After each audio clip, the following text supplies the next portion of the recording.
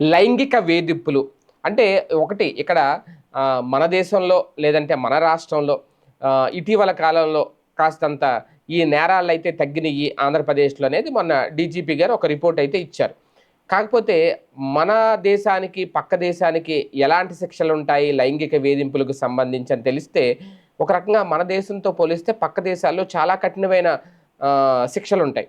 అక్కడ చట్టాలు కూడా చాలా కఠినంగా ఉంటాయి. ఇప్పుడు తాజాగా ఇలాగే న్యూయార్క్లో ఒక టీనేజర్ను నమ్మించి ముగ్గురు మైనర్లను లైంగికంగా లోబరుచుకొని అంటే అతను టీనేజర్ అని చెప్పి నమ్మించాడట. ముగ్గురు మైనర్లను లైంగికంగా లోబరుచుకొని 31 ఏళ్ల భారతీయ యువకుడికి అమెరికాలో 35 ఏళ్ల జైలు శిక్ష పడిందట. ఇక్కడ ఓక్లహామా రాష్ట్రం ఎడ్మండ్ నగరంలో నివాసం ఉండే సాయి కుమార్ కుర్రేముల ఓ సోషల్ మీడియా యాప్ ద్వారా చిన్నారులతో పరిచయం పెంచుకునేవాడు. 13-15 ఏళ్ల వయసుని నమ్మించి లైంగికంగా లోబర్చుకునేవాడు. అనంతరం తాను చెప్పినట్లు చేయకపోతే వీడియోలను ఫోటోలను భయపెడతారని బెదిరించేవాడు. ఇలా సుమారు 19 మంది మైనర్లను లైంగికంగా ఇబ్బందులకు బెదిరింపులకు గురి చేసినట్లు FBI దర్యాప్తులో తేలింది. అతడిపై 2023 అక్టోబర్లో కేసు నమోదు కాగా గత ఏడాది ఏప్రిల్లో దోషిగా నిర్ధారించారు.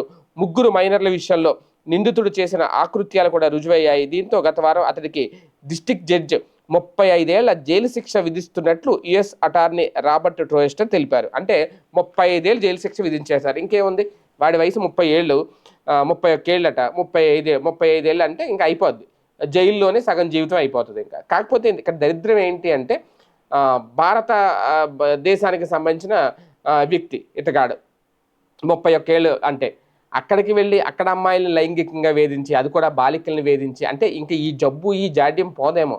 అక్కడికి వెళ్ళి మన దేశ పరువు తీసి పారదొబ్బేడు ఎవడో కానీ. ఇక్కడే ఇలాంటి ఎదవలు ఎక్కువైపోయారు. అమ్మాయిల్ని, చిన్న చిన్న మైనర్ బాలికల్ని వేధిస్తున్నారు, రేపులు చేస్తున్నారు, చంపేస్తున్నారు. ఇక్కడే ఈ దరిద్రం అనుకుంటే ఈ ఎదవలు అక్కడికి వెళ్ళి కూడా ఏదో సాధించేస్తానని చెప్పి ఏముంది, అక్కడ భారతదేశం ఒకడు కాబట్టి వేసారు గట్టిగా శిక్ష. ఇంకా వీళ్ళకి సిగ్గు బుద్ధి ఇంకేం రావేమో. ఎక్కడికి వెళ్ళినా సరే వీళ్ళు మారరు ఈ తరహా ఉన్నవాళ్ళు.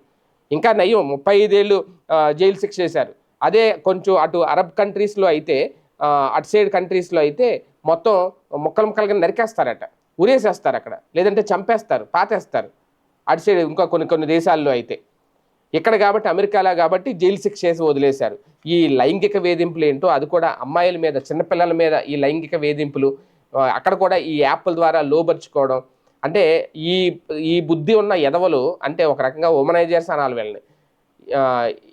ఎప్పుడు నిత్యం దీంతోనే ఉంటారు. ఈ యావ తప్ప వాళ్ళకి వేరే యావ ఉండదు. ఇలాంటి వెధవలు ఇంకెక్కడికైనా ఏ దేశం వెళ్ళినా మారరు, వీళ్ళు ఇంతే అనేది అయితే అర్థమైంది ఈ కేసు ద్వారా.